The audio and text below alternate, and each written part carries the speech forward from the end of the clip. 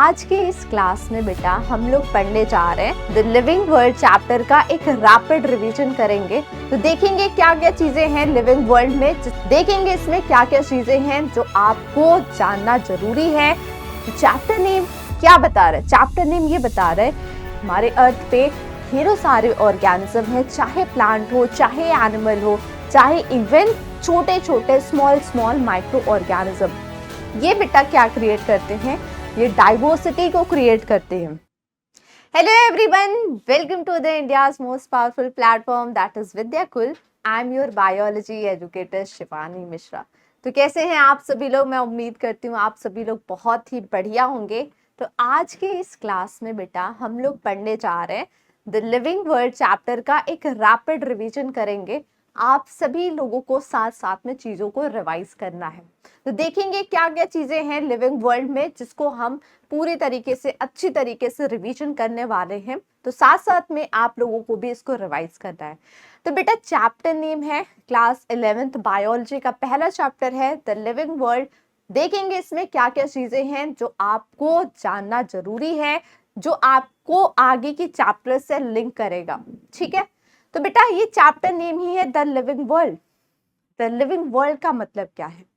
तो chapter name क्या बता रहा है? चैप्टर नेम ये बता रहा है जैसे हमारे अर्थ पे बेटा इतनी ढेरों सारे ऑर्गेनिज्म हैं, हमारे अर्थ पे ढेरों सारे ऑर्गेनिज्म हैं, चाहे प्लांट हो, चाहे एनिमल हो, चाहे इवन छोटे छोटे स्मॉल माइक्रो ऑर्गेनिज्म, जो छोटे छोटे माइक्रो ऑर्गेनिज्म होते हैं, ये बेटा क्या क्रिएट करते हैं?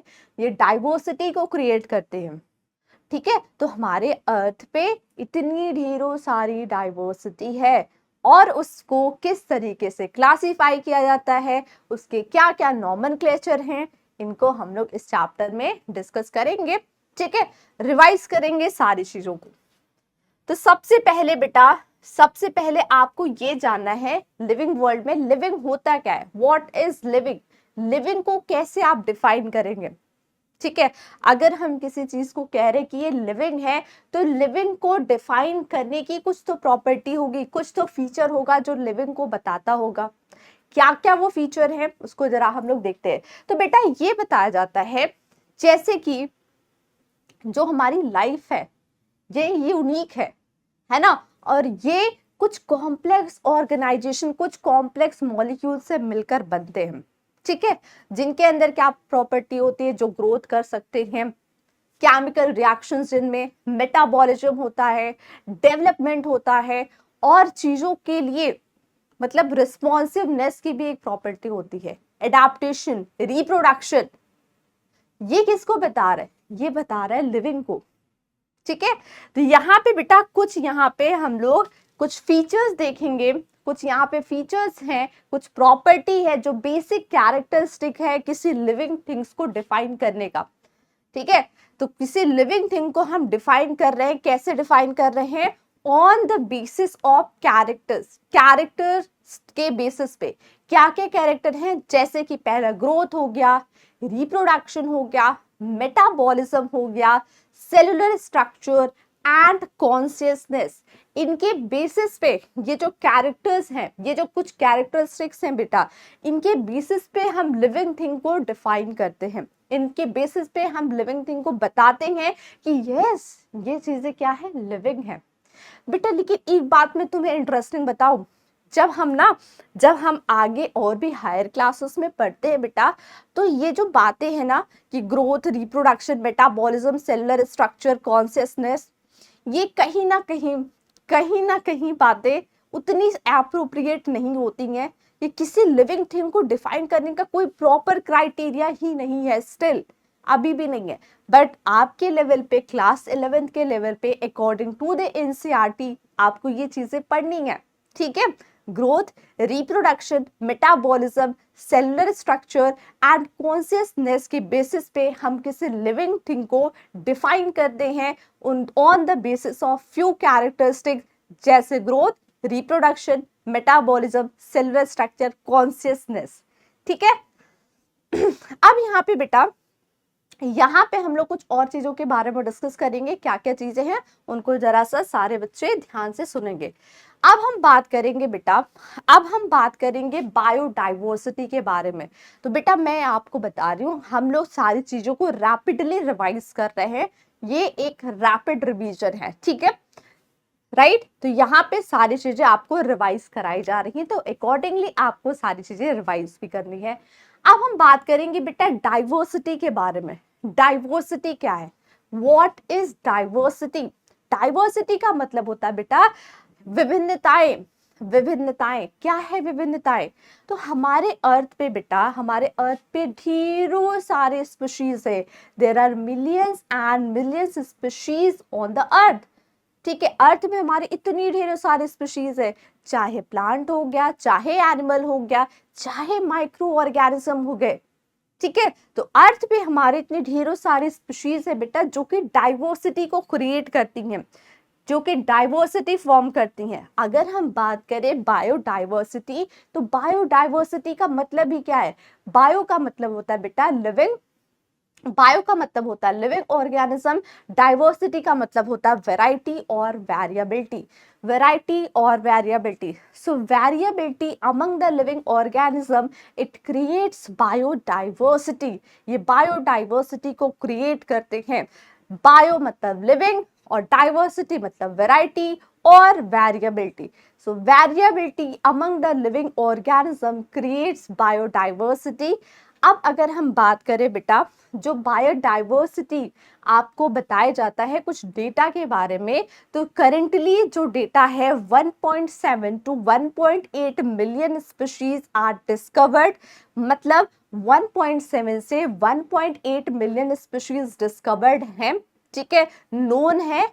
और क्या मतलब कि और स्पीशीज नहीं है हमारे अर्थ पे, और भी कई सारी स्पीशीज हैं बेटा, लेकिन जो और भी ढेरों सारी स्पीशीज है ना, उनको वहां पे ह्यूमन की जो रीच है, ह्यूमन का जो पहुंचना है, वो इनएक्सेसिबल है। मतलब वो पहुंच नहीं, वहां पे ह्यूमन की पहुंच से वो दूर है, ठीक है। तो उसको हम क्या कह रहे हैं बेटा, वो डिस्कवर नहीं है। तो कुछ और भी स्पीशीज है, बट वहां पे ह्यूमन का पहुंचना पॉसिबल नहीं है, इस वजह से वो स्पीशीज अभी डिस्कवर नहीं हो पाई हैं, ठीक है। तो यस बेटा, there are 1.7 to 1.8 million species discovered, जो कि अभी तक डिस्कवर्ड स्पीशीज में आता है एज पर द एनसीईआरटी। ये डेटा आपको याद रखना है, ठीक है। यस तो हम लोगों ने क्या देखा बेटा, हम लोगों ने ये समझा बेटा बायोडाइवर्सिटी के बारे में। बायोडाइवर्सिटी के बारे में मैंने आपको बताया, ठीक है। और ये बताया मैंने बेटा, it is made up of two words. It is made up of two words. कौन कौन से हैं? दैट इज बायो का मीन होता है लिविंग ऑर्गेनिज्म, और डाइवर्सिटी का मतलब क्या होता है? डाइवर्सिटी का मतलब होता है वैरायटी और वेरिएबिलिटी। वैरायटी और वेरिएबिलिटी, ठीक है, वेरिएबिलिटी। तो यहाँ पे आप लिख सकते हैं variety among the living organism, among the living organism, among the living organism, ठीक है बेटा। तो ये पॉइंट मैंने आपको अभी बता दिया। और जो डिस्कवर्ड स्पीशीज है 1.7 टू 1.8 मिलियन स्पीशीज आर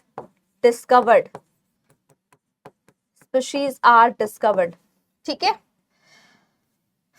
अब बेटा हम लोग बात करेंगे आगे। जैसे मैंने अभी आपको बताया बेटा कि बायोडाइवर्सिटी है क्या। तो अगर आप देखिए, ये अर्थ है, ठीक है, ये हमारी अर्थ है। अर्थ पे कितनी सारी स्पीशीज है जो बायोडाइवर्सिटी को क्रिएट कर रहे हैं, बना रहे हैं बायोडाइवर्सिटी। अगर आप ना क्लास 12th में बेटा पढ़ोगे बायोडाइवर्सिटी एंड कंजर्वेशन, एक चैप्टर पढ़ेंगे जहां पे आपको बताया जाएगा कि बायोडाइवर्सिटी की इंपॉर्टेंस क्या है, बायोडाइवर्सिटी क्या रीजन है जो बायोडाइवर्सिटी का लॉस हो रहा है, ठीक है, और बायोडाइवर्सिटी को कंजर्व कैसे करना है, बचाना कैसे है, ये सारी चीजें आपको क्लास 12th में बताई जाती हैं, बट स्टिल आपको अभी थोड़ा सा आइडिया दिया जाता है बायोडाइवर्सिटी के बारे में। तो आप देख पा रहे हैं जैसे हमारा एक अर्थ है, अर्थ पे इतनी ढेरों सारी स्पीशीज है जो कि क्रिएट करती है बेटा बायोडाइवर्सिटी को क्रिएट करती हैं। ठीक है बेटा, अब हम लोग आगे देखते हैं बेटा, अब हम लोग आगे देखते हैं कुछ और चीजों के बारे में डिस्कस करते हैं। तो यहाँ पे क्या होगा बेटा, अब यहाँ पे हमने जैसे देखा कि इतने ढेरों सारे स्पीशीज है हमारे अर्थ पे, सो अ clearer understanding of this huge variety of organism can be studied by dividing these into smaller group or subgroup. Each group or subgroup comprising of organism with more or less similar characters. देखो अब यहाँ पे बताया क्या जा रहा है, जैसे कि हमारे अर्थ पे इतनी स्पीशीज है, बायोडाइवर्सिटी है बेटा, तो ढेरों सारे ऑर्गेनिज्म है हमारे अर्थ पे, प्लांट हो गया, एनिमल हो गया। अब होगा क्या बेटा, इन सबको कुछ ग्रुप में रखने की जरूरत है कि नहीं है, इन सबको कुछ ग्रुप में रखेंगे तभी तो हम इसकी प्रॉपर स्टडी कर पाएंगे, तभी तो इनके कैरेक्टर को हम समझ पाएंगे। तो बेटा जितनी भी स्पीशीज है हमारे अर्थ पे, उन सबको प्रॉपर ग्रुप में, प्रॉपर उनको छोटे छोटे सब ग्रुप में रखना जरूरी है, मतलब उनको क्लासिफाई करना जरूरी है। कैसे क्या चीजें हैं इसको हम लोग डिस्कस करेंगे, ठीक है बेटा। तो यहाँ पे हम लोग देखने जा रहे हैं बेटा, अब हम लोग पढ़ेंगे बेटा, सबसे पहले हम देखेंगे क्लासिफिकेशन के बारे में। हम लोग देख लेते हैं जरा कि क्लासिफिकेशन है क्या, व्हाट इज क्लासिफिकेशन। तो बेटा क्लासिफिकेशन का मतलब क्या है, जैसे मैंने आपको बताया इतनी स्पीशीज है अर्थ पे, तो आप मुझे ये बताओ कि अर्थ पे ढेरों सारी जब स्पीशीज है उनको हम क्लासिफाई नहीं करेंगे, अगर हम उनको क्लासिफाई नहीं करेंगे तो हम कैसे प्रॉपर एक स्टडी कर पाएंगे किसी ऑर्गेनिज्म की, नहीं कर पाएंगे। तो क्लासिफिकेशन उनकी सिमिलैरिटीज एंड डिससिमिलैरिटीज के बेसिस पे क्लासिफिकेशन हो रहा है कि नहीं। क्लासिफिकेशन का मतलब क्या है, मेथड ऑफ प्लेसिंग ऑर्गेनिज्म को उनके कन्वीनियंट ग्रुप में प्लेस करना, सिमिलैरिटीज और डिफरेंसेस के बेसिस पे इसको प्लेस किया जाता है, तो उसको बेटा हम क्या कह रहे हैं, उसी को हम क्लासिफिकेशन कह रहे हैं। अब आप खुद से सोच के, मैं एक एग्जांपल आपको देती हूँ, एक एनालॉजी देती हूँ। जैसे आपके पास ढेरों सारी बुक है, बहुत ढेरों सारी बुक है आपकी, physics, chemistry, maths, biology, SST सारी बुक है आपके पास, ठीक है। तो आपने क्या किया, उन सारी बुक को, ठीक है, ऐसे फैला के रख दिया है, ऐसे सारी बुक को फैला के रख दिया, एकदम पूरा घर भरा हुआ है, पूरा कमरा भरा हुआ है। लेकिन अगर व्हाट इफ आप उन सारे बुक को एल्मीरा में हर एक कंपार्टमेंट में, हर एक जगह पे, फिजिक्स की बुक तो फिजिक्स की बुक एक साइड है, केमिस्ट्री की एक साइड, बायोलॉजी की एक साइड, ठीक है, और आपकी एसएसटी की एक साइड होगी। तो बेटा ये सब जो आपने ऑर्गेनाइज करके रखा है, जब आपको फिजिक्स की बुक की जरूरत पड़ेगी तो आप फिजिक्स की बुक उठा सकोगे, केमिस्ट्री की बुक की जरूरत पड़ेगी केमिस्ट्री उठा सकोगे, बायोलॉजी की बुक की जरूरत पड़ेगी तो आप बायोलॉजी की बुक उठा सकोगे, है ना। तो बेटा ये क्या कर रहे हैं, यही तो क्लासिफिकेशन है। ऐसे ही तो ऑर्गेनिज्म के बीच में हो रहा है कि इतने ढेर सारे ऑर्गेनिज्म हैं, उनको उनके कन्वीनियंट ग्रुप में रखा जाना चाहिए, ठीक है। यस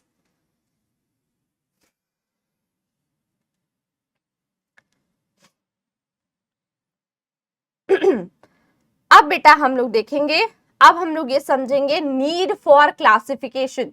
क्लासिफिकेशन की जरूरत क्यों पड़ी, जैसे मैंने अभी आपको बताया क्लासिफिकेशन की जरूरत क्यों पड़ी। It is essential to understand the inter relationship among different group of organism. Organism के बीच में उसके रिलेशंस को समझने के लिए हमें क्लासिफिकेशन की जरूरत है।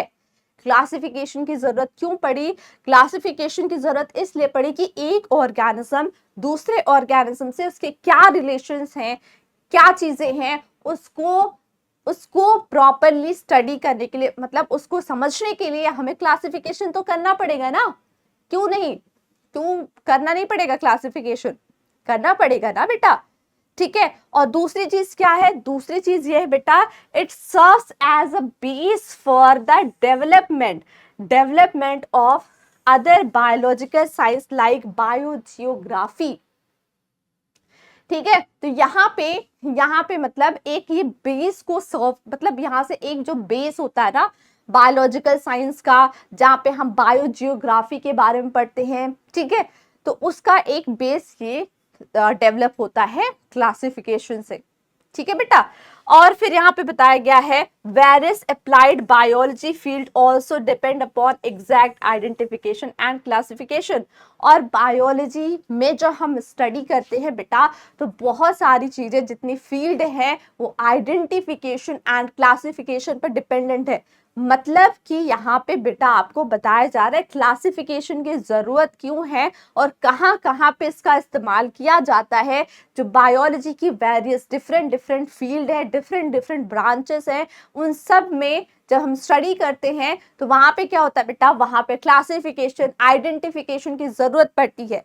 किसी अगर हम देख रहे हैं, देखो बेटा खुद से सोचो, अगर कोई एनिमल है तुम्हारे आसपास, जब जैसे आप विजिट करते हो किसी एनिमल को देखते हो, ठीक है, तो उस एनिमल का बेटा क्या होगा, एक क्लासिफिकेशन होगा, एक क्लासिफिकेशन होगा। उस एनिमल को कैसे क्लासिफाई किया जाता है, तभी तो उसकी स्टडी करना पॉसिबल है ना, तभी तो हम उसकी स्टडी कर पाएंगे कि इसमें किस टाइप की चीजें होती हैं, क्या इसमें पाया जाता है, कौन से फाइलम से बिलोंग करता है, ठीक है, ओके।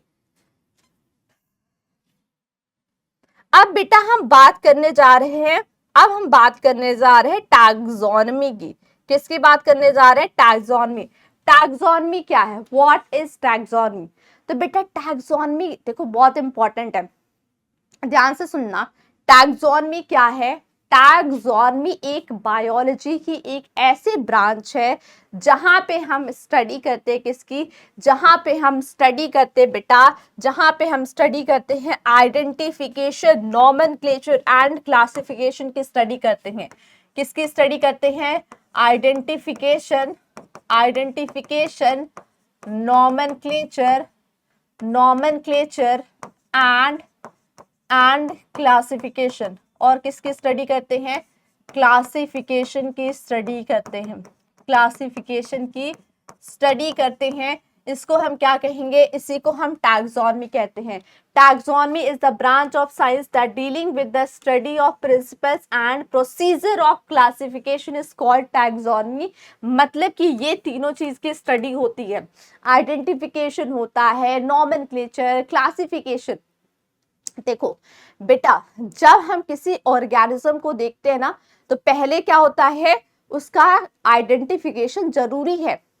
किसी ऑर्गेनिज्म को आइडेंटिफाई किया जाता है, फिर उसका नाम रखा जाता है, ये सारे प्रोसीजर होते हैं, इसी को हम टैक्सोनॉमी कहते हैं बेटा। क्या कहते हैं, taxonomy. And father of taxonomy किसको कहा जाता है, कैरोलस लीनियस को।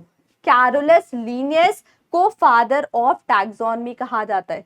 क्या कहा जाता है बेटा, फादर ऑफ टैक्सोनॉमी किसको कहा जाता है, कैरोलस लीनियस को कहा जाता है। तो ये बिल्कुल भी आपको भूलना नहीं है, Carolus Linnaeus is known as the father of taxonomy, ठीक है।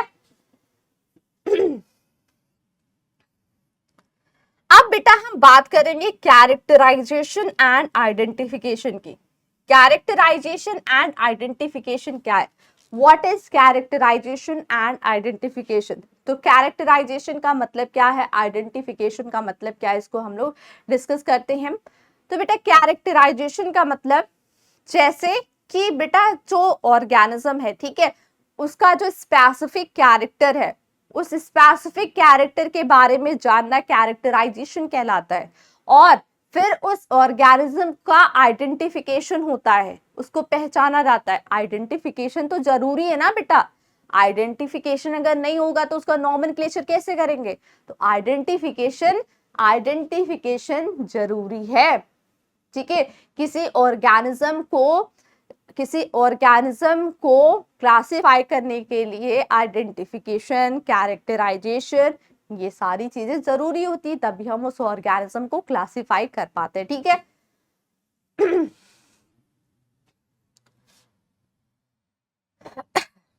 अब बेटा हम बात करेंगे किसकी, अब हम बात करेंगे नॉमेनक्लेचर की, ठीक है, नॉमेनक्लेचर की हम बात करने जा रहे हैं। तो स्टार्ट करते हैं बेटा with the nomenclature.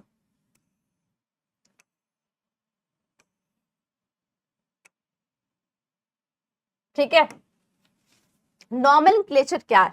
It is the determination of correct name, ठीक है, of an organism according to the established universal rule.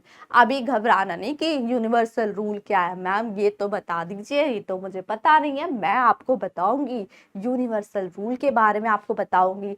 Nomenclature का मतलब होता है बेटा, अभी जस्ट आपको टर्म बता रही हूँ, नॉमेनक्लेचर का मतलब होता है किसी ऑर्गेनिज्म का नामकरण करना, ठीक है, नामकरण करना क्या कहलाता है? नॉमेनक्लेचर कहलाता है, नॉमेनक्लेचर कहलाता है, ठीक है। अब बेटा होगा क्या, अब मैं तुम्हें बायनोमियल नॉमेनक्लेचर वगैरह ये सब बताऊंगी, लेकिन थोड़ा सा आगे अभी बताऊंगी, ठीक है, बायनोमियल नॉमेनक्लेचर वगैरह ये सब बताऊंगी। तो जैसा मैंने आपको बताया कि क्लासिफिकेशन क्या होता है, उसको उसके कैरेक्टर के बेसिस पे, ऑब्जर्वेबल कैरेक्टर के बेसिस पे क्या कन्वीनियंट ग्रुप में रखा जाता है। मतलब किसी ऑर्गेनिज्म को हम उसके कन्वीनियंट ग्रुप में रखते हैं, किस बेसिस पे रखते हैं? On the basis of easily observable characters. मतलब जब हम किसी कैरेक्टर को ऑब्जर्व करते हैं, ठीक है, ऑब्जर्व करके उसको उसके कन्वीनियंट ग्रुप में रखते हैं, कैटेगरी में रखते हैं, उसी को हम क्लासिफिकेशन कहते हैं। क्या कहते हैं बेटा? क्लासिफिकेशन कहते हैं, ठीक है।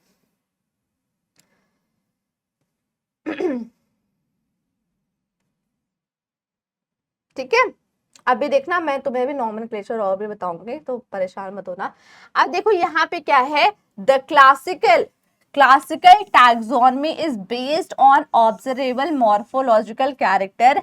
However, the modern taxonomy deals with several characters for the classification of organism, like external and internal development processes, ecological information. देखो तुम्हें मैं यहाँ पे बता रही हूँ कि जो क्लासिफिकेशन है ये दो तरीके का है, ठीक है।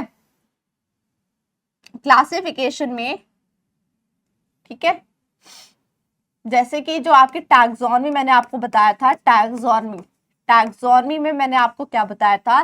टैक्सोनॉमी में ये बताया था आपको बेटा कि it is the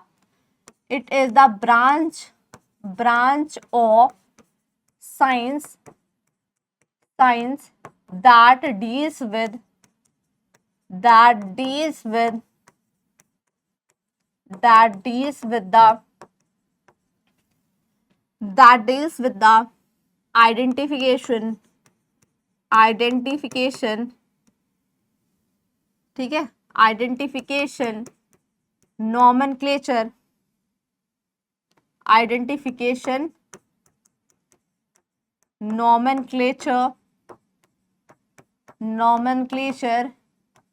and classification,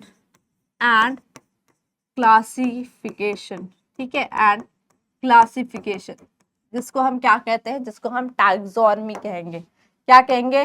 taxonomy कहते हैं। और जो टैक्सोनॉमी, जैसे मैंने आपको बताया, taxonomy is of two types, ये दो तरीके की होती है। मॉडर्न टैक्सोनॉमी, ठीक है, modern taxonomy and classical taxonomy, ठीक है, modern taxonomy and classical taxonomy, ठीक है। अब जो ये मॉडर्न टैक्सोनॉमी है और क्लासिकल टैक्सोनॉमी है, ये क्या है? क्लासिकल टैक्सोनॉमी बेटा, जो क्लासिकल टैक्सोनॉमी होती है, it is based on the, ठीक है, it is based on the observable morphological character, based on the observable morphological character,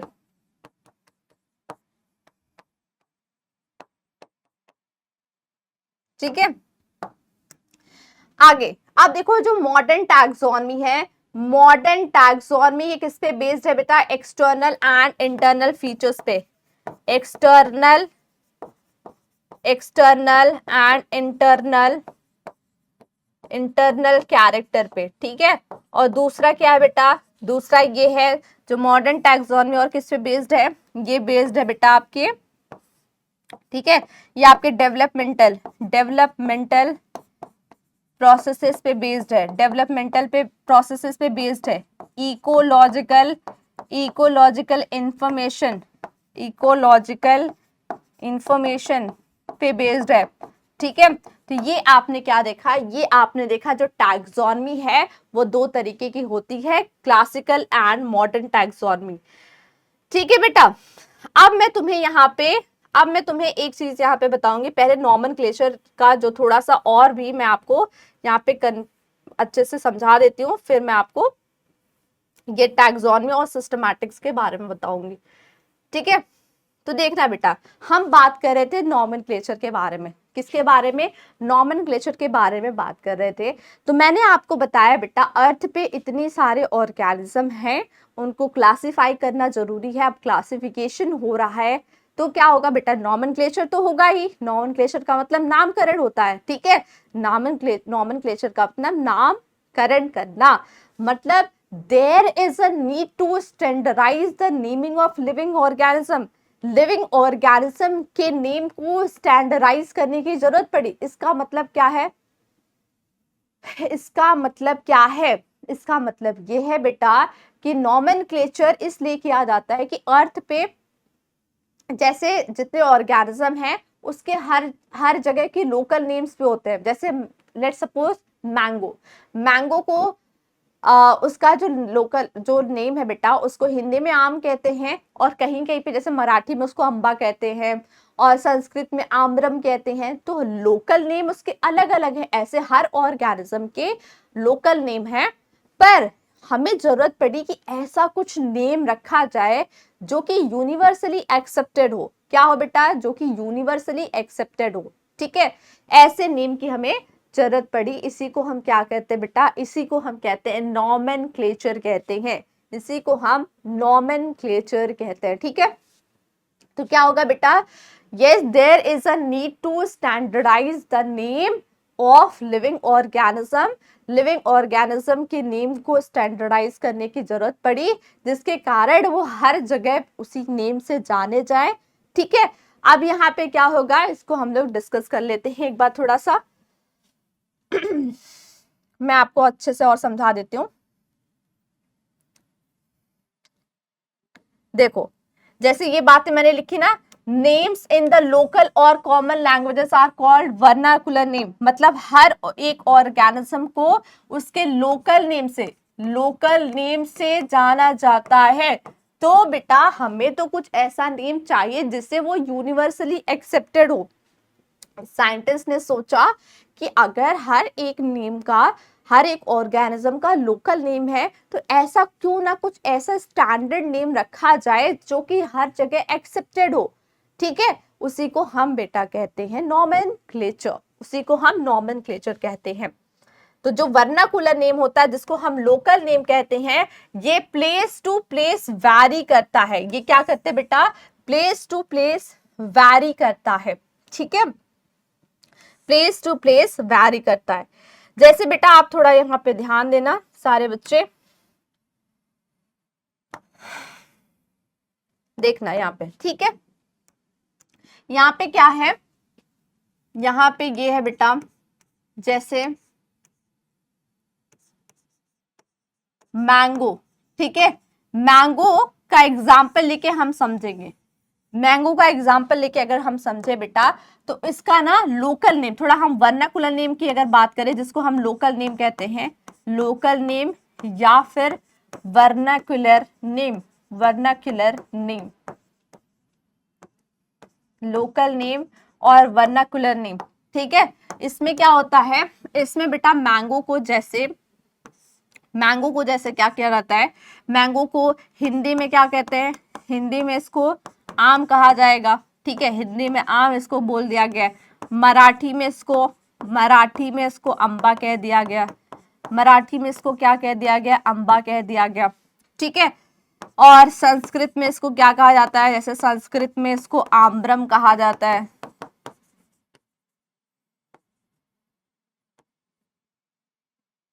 ठीक है, आम्रम कहा जाता है। तो बेटा ऐसे ही ये सब लोकल नेम है ना, ये सब क्या बेटा लोकल नेम है। तो हमें जरूरत किसकी पड़ी, हमें जरूरत पड़ी ऐसे नेम की जिससे वो हर जगह पे जाने जाते हो, यूनिवर्सली एक्सेप्टेड हो। ठीक है, तो हर जगह पे जाने जाते हो, यूनिवर्सली एक्सेप्टेड हो। तो साइंटिस्ट ने सोचा क्यों ना हम साइंटिफिक नेम, कुछ ऐसा नेम बनाते हैं जो यूनिवर्सली एक्सेप्टेड हो। तो बेटा साइंटिस्ट ने फिर साइंटिफिक नेम को बनाया। ठीक है, जैसे मैंगो का जो साइंटिफिक नेम है बेटा, मैंगो का साइंटिफिक नेम क्या है, मैंजीफेरा, मैंजीफेरा इंडिका,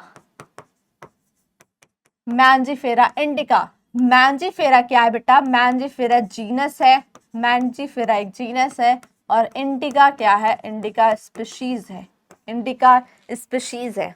ठीक है, ये है जो कि मैंने आपको बताया नेम के बारे में। ठीक है, अब बेटा हम लोग ना कुछ बात करेंगे रूल्स ऑफ बाइनोमियल नोमेनक्लेचर के बारे में। सबसे पहले अब हम बात करेंगे बाइनोमियल नोमेनक्लेचर क्या, व्हाट इज बाइनोमियल नोमेनक्लेचर। तो पहले आपको ये समझना है, नोमेनक्लेचर मैंने आपको बता दिया, फिर मैं आपको बता रही हूँ binomial, binomial nomenclature.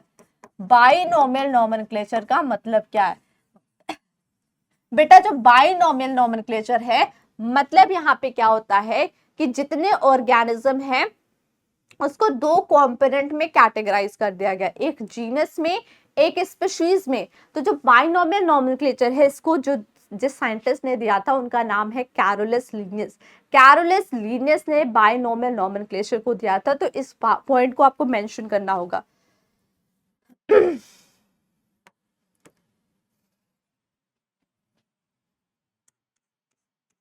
Binomial, binomial nomenclature was given by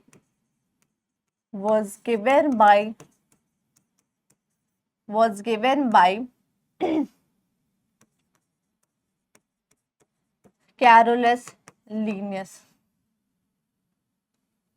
Carolus Linnaeus ने दिया था। ठीक है, किसने दिया था, कैरोलस लीनियस ने दिया था। अब यहाँ पे क्या होता है बेटा, जितने ऑर्गेनिज्म होते हैं ना, each name has two components, each name has two components, हर एक नेम के दो components होते हैं। क्या होते हैं, टू components होते हैं।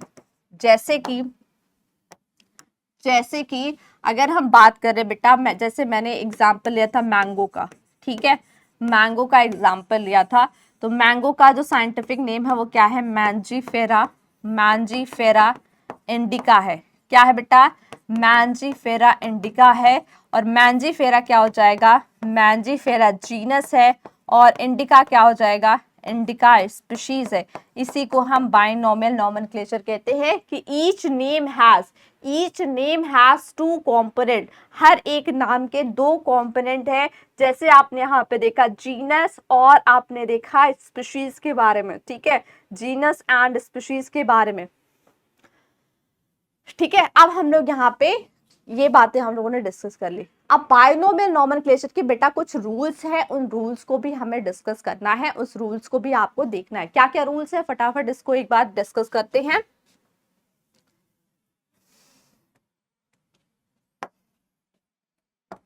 बाइनोमियल नोमेनक्लेचर्स बाइनोमियल नोमेनक्लेचर, ठीक है, बाइनोमियल नोमेनक्लेचर में जैसे यहाँ पे इसके कुछ रूल्स हैं। ठीक है, इसके रूल्स है, क्या क्या रूल्स है फटाफट देखते हैं इसको। बायोलॉजिकल नेम्स आर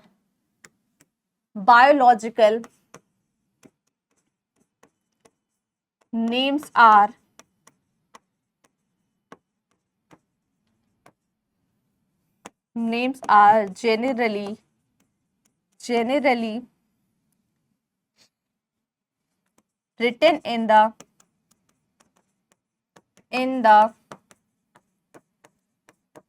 Latin ठीक है, इन द लैटिन। ये कैसे होते हैं?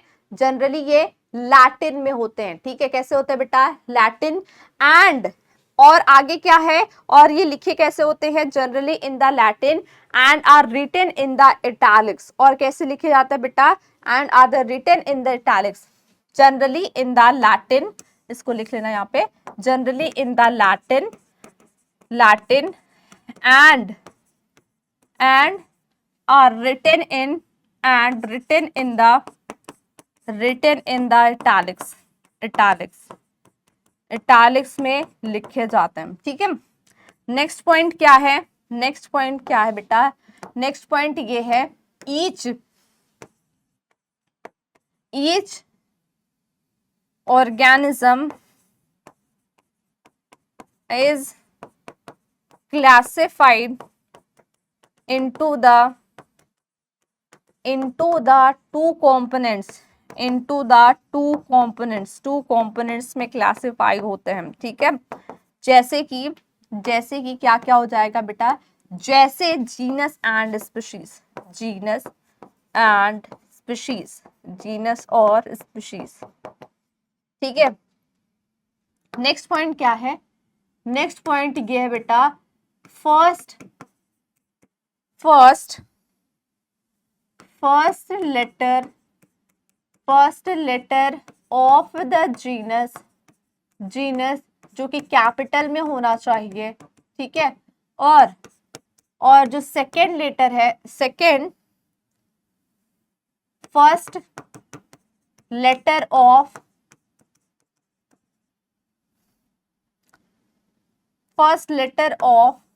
Species should be start from the small letters में लिखे होने चाहिए। ठीक है, स्मॉल लेटर्स में लिखे होने चाहिए। जैसे कि हम लोगों ने एग्जाम्पल लिया है। ठीक है, मैं एक और एग्जाम्पल ले लेती हूँ। ठीक है, जैसे गार्डन पी की अगर हम बात करें तो गार्डन पी का जो बोटानिकल नेम है, गार्डन पी का जो बोटानिकल नेम है उसको हम पाइसम सेटाइवम कहते हैं। क्या कहते हैं? पाइसम सेटाइवम कहते हैं। ठीक है, पाइसम सेटाइवम कहते हैं। पाइसम क्या हो जाएगा? पाइसम हो जाएगा जीनस और सेटाइवम क्या हो जाएगा? सेटाइवम हो जाएगा स्पीशीज। सेटाइवम क्या हो जाएगा? स्पीशीज। ठीक है बेटा, ये सारे पॉइंट को आप लोग को देखने में, ये कुछ यूनिवर्सल रूल है। ठीक है, ये कुछ यूनिवर्सल रूल है। अब यहाँ पे एक पॉइंट और है बेटा, जब यहाँ पे हम बायोलॉजिकल नेम, ठीक है, एक पॉइंट और है, देखते हैं वो पॉइंट क्या है। इसी में हम लोग कंटिन्यू कर सकते हैं, यहीं पे कंटिन्यू कर लेते हैं। देखो, when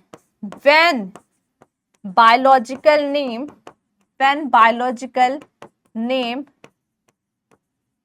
name is hand written, तो उसमें क्या होता है बेटा? इसको हमें अंडरलाइन करना होता है, जैसे मैं तुम्हें अभी बताऊं तो यहाँ पे मैंजीफेरा इंडिका हम लोगों ने लिया था, मैंजीफेरा इंडिका। ठीक है, मैंजीफेरा इंडिका लिया था, तो मैंजीफेरा क्या हो जाएगा? मैंजीफेरा जीनस है बेटा। ठीक है, ये स्पीशीज है, ये स्पीशीज हो गया। तो बेटा यहाँ पे आप देख रहे हैं, इसको हमें जब हैंड रिटन लिख रहे हो तो इसको सेपरेटली अंडरलाइन करना होता है।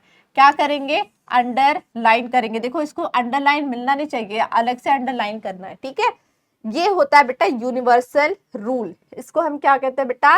यूनिवर्सल रूल कहते हैं। ठीक है, ये क्लियर हो गया। अब बेटा हम लोग आगे देखते हैं, नेक्स्ट कुछ और चीजों के बारे में डिस्कस करते हैं।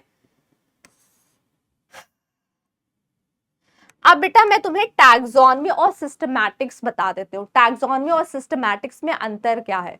सिस्टमैटिक्स भी हम पढ़ते हैं, टैक्सोनॉमी तो मैंने आपको बताया ही है। टैक्सोनॉमी में क्या क्या चीजें आती हैं? Characterization, identification, nomenclature and classification, ये आपका इंक्लूड होता है टैक्सोनॉमी में। ये आपका इंक्लूड होता है किसमें, टैक्सोनॉमी में इंक्लूड होता है।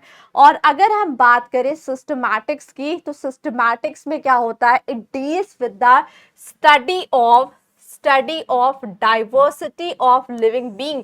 यहाँ पे एक चीज और क्या आ जाती है, कैरेक्टराइजेशन भी होगा, आइडेंटिफिकेशन भी होगा, नॉमेनक्लेचर भी होगा, एंड क्लासिफिकेशन भी होगा, एफिनिटी भी होगी। इसका मतलब क्या है, इसका मतलब ये है बेटा, हम सिस्टमैटिक्स पे किसी दो ऑर्गेनिज्म के बीच की क्या इवोल्यूशनरी रिलेशनशिप्स को स्टडी करते हैं, फाइलोजेनी की स्टडी करते हैं। तो यहाँ पे क्या हो जाएगा बेटा, यहाँ पे सिस्टमैटिक्स में टैक्सोनॉमी प्लस प्लस क्या हो जाएगा, फाइलोजेनी हो जाएगा। ठीक है, टैक्सोनॉमी प्लस फाइलोजेनी, और ये क्या होता है बेटा, इसी को हम कहते हैं इवोल्यूशनरी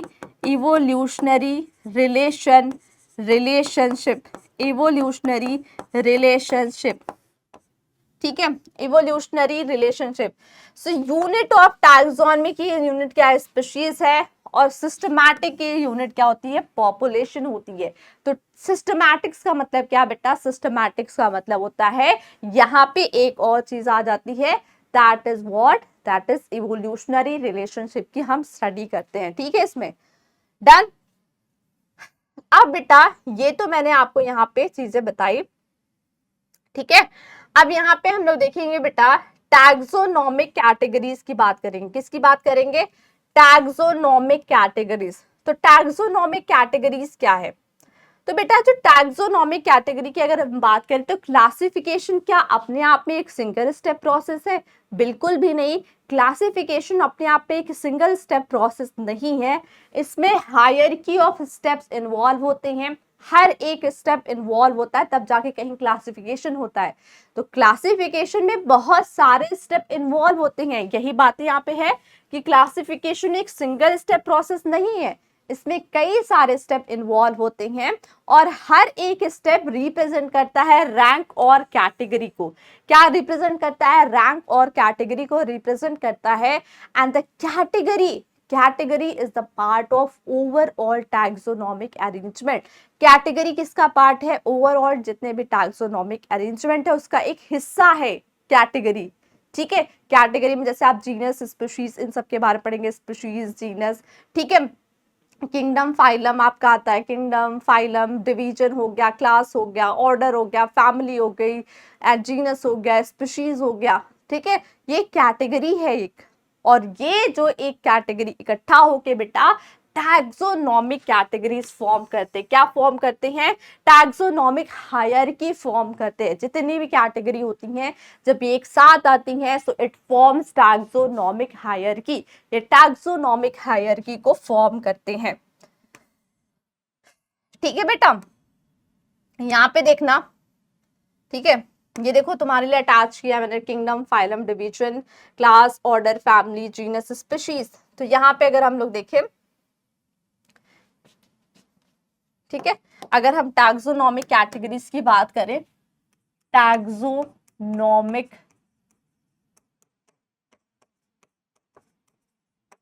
कैटेगरीज की बात करें, तो यहाँ पे क्या होगा बेटा, टैक्सोनॉमिक कैटेगरीज में जैसे कि आपके इन्वॉल्व होते हैं क्या क्या, किंगडम, ठीक है, किंगडम, फिर आपका आ जाएगा फाइलम या फिर डिवीजन। फाइलम जो कि आपका होता है बेटा, ये इस्तेमाल किया जाता है किसमें, ये हम एनिमल के केस में देखते हैं, एनिमल को जब क्लासिफाई करते हैं। डिवीजन जब हम प्लांट को क्लासिफाई करते हैं। फिर आपका हो जाएगा क्लास, ठीक है, फिर आपका हो जाएगा ऑर्डर, फिर आपकी हो जाएगी फैमिली, फैमिली के बाद आपका आ जाएगा जीनस, ठीक है, जीनस के बाद आपकी आ जाएगी स्पीशीज, जीनस के बाद क्या होगा आपका, स्पीशीज होगा। ठीक है, kingdom, phylum, division, class, order, family, genus and species, ये मिलके बनाते बेटा पूरे टैक्सोनॉमिक कैटेगरी बनाते हैं। और जो आपका किंगडम होता है, ये सबसे क्या होता है बेटा, सबसे ऊपर होता है, हाईएस्ट होता है, ये सबसे हाईएस्ट पोजीशन पे ये है ना, सबसे बड़ा है ये। तो देखो स्पीशीज है, स्पीशीज क्या होता है बेटा, स्पीशीज क्या होती है, ये यूनिट है एक, ये बेसिक यूनिट है क्लासिफिकेशन की, बेसिक यूनिट है एक, ठीक है। और इस टर्म को, स्पीशीज टर्म को दिया था किसने? टर्म वाज गिवन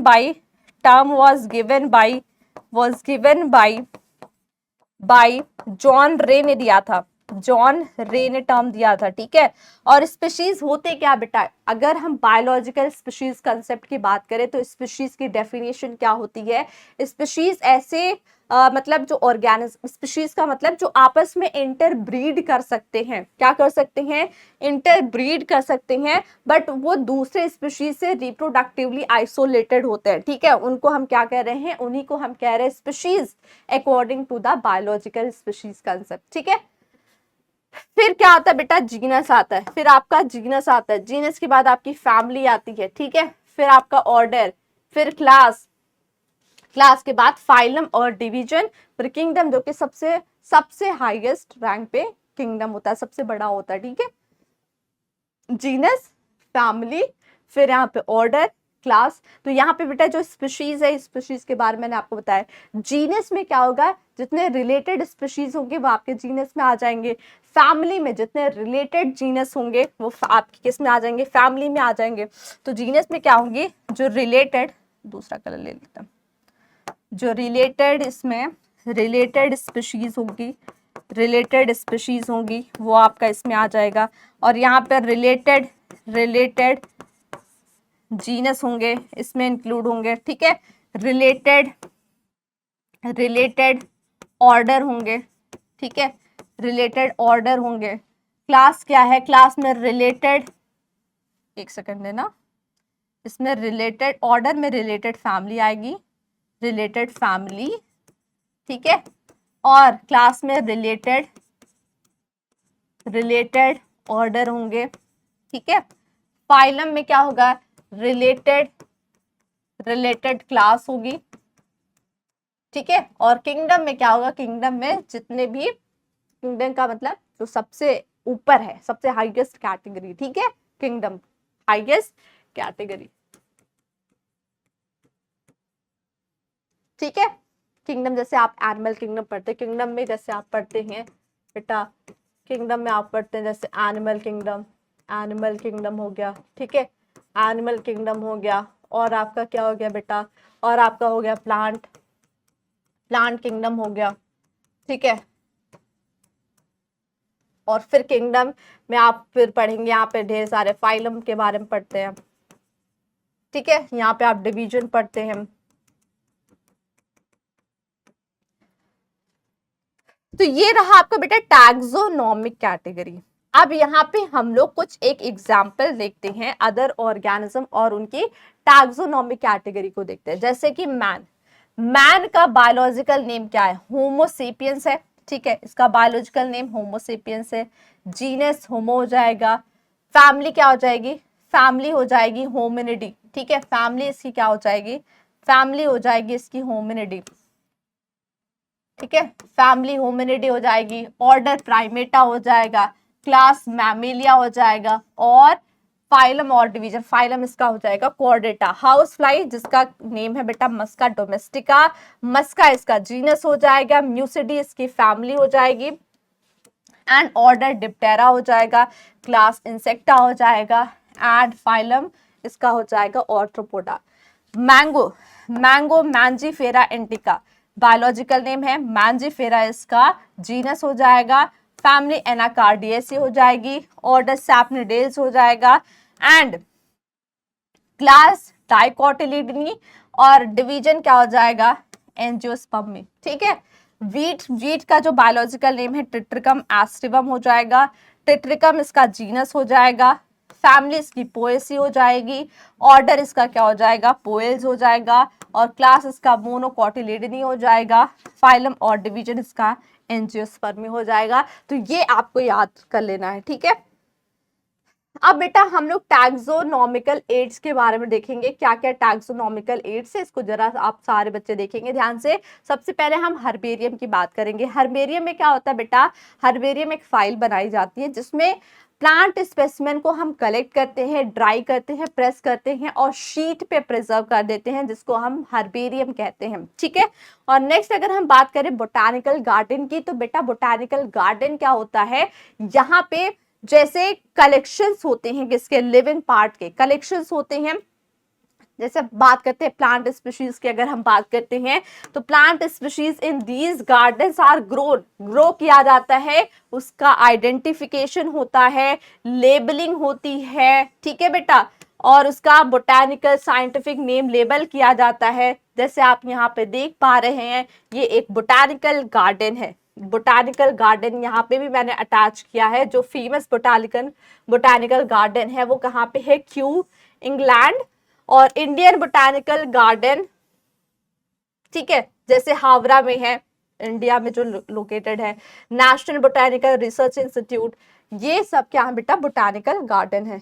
हम बात करें अब म्यूजियम की, तो म्यूजियम में क्या होता है, यहाँ पे भी एनिमल और प्लांट स्पेसिमेन को प्रिजर्व किया जाता है।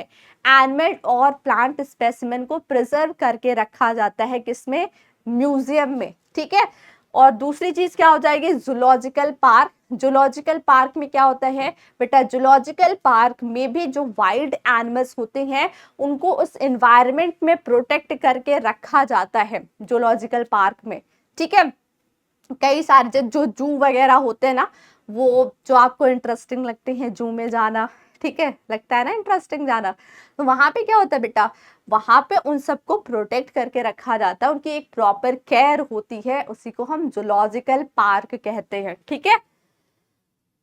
और अगर हम बात करें बेटा नेक्स्ट की बात करते हैं, तो की क्या है, ये भी एक टैक्सोनॉमिकल एड्स है। इसका इस्तेमाल किया जाता है आइडेंटिफिकेशन ऑफ प्लांट और एनिमल के आइडेंटिफिकेशन में। किसके बेसिस पे किया जाता है, सिमिलैरिटीज एंड डिससिमिलैरिटीज के बेसिस पे। सिमिलैरिटीज एंड डिससिमिलैरिटीज के बेसिस पे उसको बेसिकली आइडेंटिफाई किया जाता है प्लांट एंड एनिमल स्पीशीज को,